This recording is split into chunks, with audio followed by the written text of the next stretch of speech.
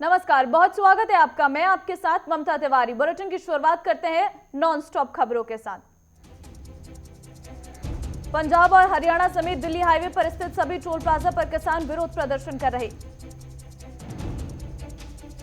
किसानों ने देश भर में टोल प्लाजा फ्री करने का आह्वान कर दिया। इसके तहत कई टोल प्लाजा तो फ्री हो गए हैं, वहीं कई जगह पर इसका कोई असर नहीं दिख रहा।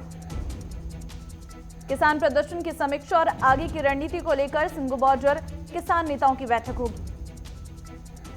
आपको बता दें कि कृषि कानूनों को रद्द करने की मांग को लेकर किसानों का आंदोलन आज 17वें दिन में प्रवेश कर गया है। किसानों के टोल प्लाजा को घेरने के आह्वान पर फरीदाबाद पुलिस अलर्ट है। इस दौरान टोल प्लाजा पर 3500 पुलिसकर्मी तैनात किए गए। गुरुग्राम में किसानों के बॉर्डर सील चेतावनी को लेकर जिला प्रशासन ने 60 ड्यूटी मजिस्ट्रेट तैनात कर दिए हैं। चौक चौराहों से लेकर NH-48 पर पुलिस बल के साथ मजिस्ट्रेट्स की तैनाती रहेगी। यूपी के सभी टोल प्लाजा पर सुरक्षा और सतर्कता के निर्देश दिए गए हैं। प्रदेश के सभी 130 टोल प्लाजा पर पुलिस और PSC की तैनाती की गई है। भारतीय किसान यूनियन के नेता राकेश टिकैत ने कहा है कि अगर बैन किए गए संस्थानों के लोग हमारे इर्द गिर्द दिखाई दे रहे हैं तो सेंट्रल इंटेलिजेंस को उन्हें पकड़कर जेल भेजना चाहिए। हरियाणा के उप मुख्यमंत्री दुष्यंत चौटाला ने किसान आंदोलन के बीच दिल्ली में रक्षा मंत्री राजनाथ सिंह से मुलाकात की। कांग्रेस नेता राहुल गांधी ने किसान आंदोलन का समर्थन करते हुए सरकार से कहा कि कृषि कानूनों को हटाने के लिए हमारे किसान भाइयों को और उनकी कितनी आहुति देनी होगी। कांग्रेस नेता कपिल सिब्बल ने किसान आंदोलन को लेकर पीएम मोदी पर तंज कसते हुए कहा है कि 2014 से आपने सब कुछ कहा पर कभी भी नहीं सुना। पीएम मोदी ने FICCI के 93वें वार्षिक वर्चुअल एक्सपो का उद्घाटन किया। इस मौके पर उन्होंने साल 2020 ने सभी को मात दे दी है, लेकिन जितनी तेजी से हालात बिगड़े उतनी ही तेजी से सुधर भी रहे हैं। प्रधानमंत्री नरेंद्र मोदी ने कहा है कि महामारी के समय भारत के नागरिकों ने जीवन को सर्वोच्च प्राथमिकता दी है। कोरोना काल के दौरान भारत ने जो फैसले किए हैं उससे पूरी दुनिया हैरान है। कृषि कानूनों का जिक्र करते हुए पीएम मोदी ने कहा है कि कृषि से जुड़े सारी चीजों से दीवारें हटा रही हैं। नए कृषि कानून से किसानों को नए बाजार मिलेंगे और किसानों की आमदनी बढ़ेगी। उत्तर प्रदेश के मुख्यमंत्री योगी आदित्यनाथ को जान से मारने की धमकी मिली है। धमकी पुलिस सेवा डायल 112 के व्हाट्सएप पर मिली है।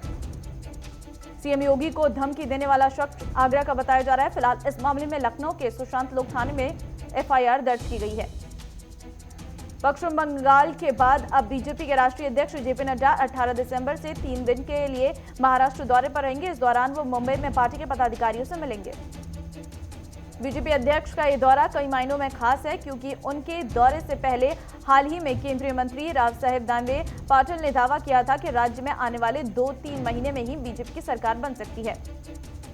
पश्चिम बंगाल में चुनाव की तैयारियों को लेकर बीजेपी ने तैयारियां तेज कर दी है। केंद्रीय गृह मंत्री अमित शाह 19 दिसंबर को पश्चिम बंगाल जाने वाले हैं।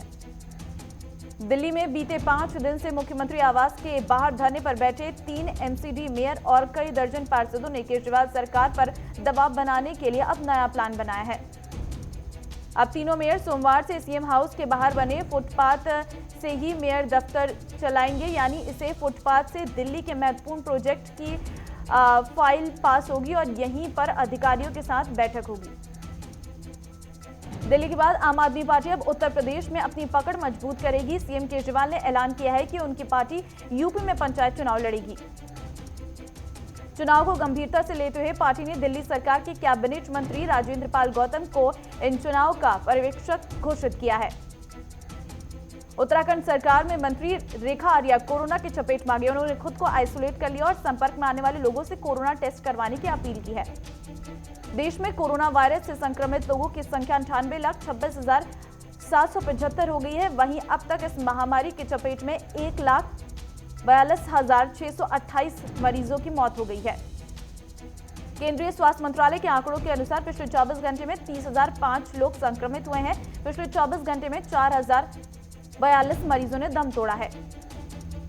देश में पिछले 24 घंटे में 33,494 नए मामले सामने आए हैं और मरीजों ने मात भी दी है, जिसके बाद देश में संक्रमण मुक्त मरीजों की संख्या 93,24,328 हो गई है। बीएमसी ने राज्य सरकार से मुंबई में एक बार फिर से नाइट कर्फ्यू लगाने की अपील की है। बीते दिनों एक पब में बिना मास्क 1,000 लोगों के साथ एक साथ पाए जाने पर बीएमसी ने चेतावनी दी है। योगी सरकार के लव जिहाद से जुड़े धर्म परिवर्तन वाले अध्यादेश को इलाहाबाद हाई कोर्ट में चुनौती दी गई है। अध्यादेश को नैतिक और संवैधानिक रूप से अवैध बताते हुए उसे रद्द करने की मांग की गई है। बढ़ती ठंड के साथ दिल्ली के कई इलाकों में आज सुबह बारिश हुई है। मौसम विभाग पहले ही इसकी चेतावनी दे चुका है कि मौसम में आज से बदलाव हो सकता है। बीजापुर से बेंगलुरु जाने वाले नेशनल हाईवे पर जा रहे एक बाइक सवार को शराब के साथ गिरफ्तार किया है। चेकिंग के दौरान बाइक सवार से 11.5 लीटर शराब बरामद की है। रायचूरू में राज्य सरकार से ड्राइवर और कंडक्टरों को सरकारी सुविधा उपलब्ध कराने की मांग को लेकर सरकारी परिवहन कर्मचारियों ने हड़ताल की है, जिसके चलते पूरा ट्रांसपोर्ट रूट ठप पड़ गया है। हुबली में आयुर्वेदिक चिकित्सकों को ऑपरेशन करने की अनुमति देने की केंद्र की मांग सामने आई है।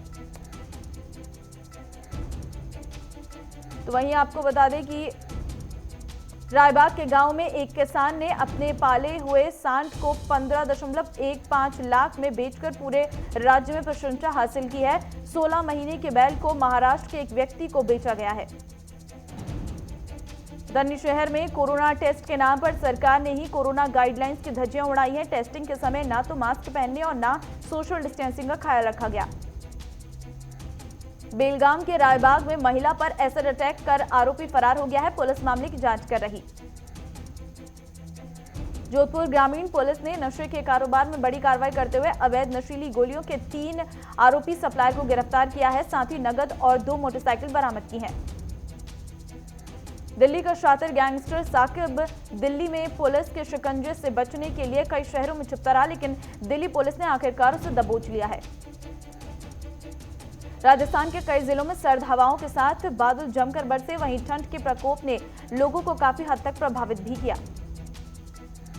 श्री मुक्तसर साहिब में 22 अक्टूबर की शाम को युवक कुछ लोगों ने गोलियां चलाकर हत्या कर दी है। पुलिस ने शार्प शूटर को गिरफ्तार कर लिया है। दुनिया भर में अब तक 7,14,14,000 लोग कोरोना से संक्रमित हो चुके हैं, जबकि कोरोना से 16 लाख संक्रमितों की मौत हो चुकी है। पिछले 24 घंटे में कोरोना के 7 लाख नए मामले सामने आए हैं और 12,292 संक्रमितों की जान चली गई है। फाइजर की कोरोना वैक्सीन के इमरजेंसी इस्तेमाल को अमेरिका सरकार के सलाहकार पैनल ने अपनी मंजूरी दे दी है। ऑस्ट्रेलिया में कोरोना वायरस वैक्सीन के ट्रायल के दौरान HIV एंटीबॉडी मिलने पर ट्रायल को रोक दिया गया है। रूस ने वैक्सीन के ट्रायल के लिए एस्ट्राजेनेका के साथ करार करने की घोषणा की है। ट्रायल के दौरान रूस की स्पुतनिक और एस्ट्राजेनेका वैक्सीन की खुराक मिलकर दी जाएगी। डांस कोरियोग्राफर और डायरेक्टर रेमो डिसूजा को हार्ट अटैक आया है, जिसके बाद उन्हें मुंबई के कोकिलाबेन अस्पताल में भर्ती कराया गया। अभिनेत्री आर्या बनर्जी की संदिग्ध परिस्थिति में मौत हो गई है। उनका शव घर से मिला है। फिलहाल पुलिस मामले की जांच कर रही है।